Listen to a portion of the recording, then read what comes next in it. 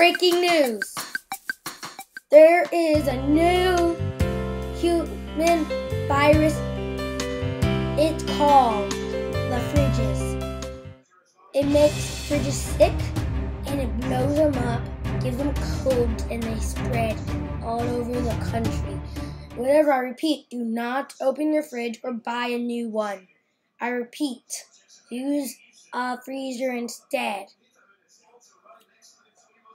Good will America. New discovery! It's an ad how to keep your fridge alive. Do you want your house to be like this? Well, I don't think so. You should buy probiotics or ice packs. Those are the new invention.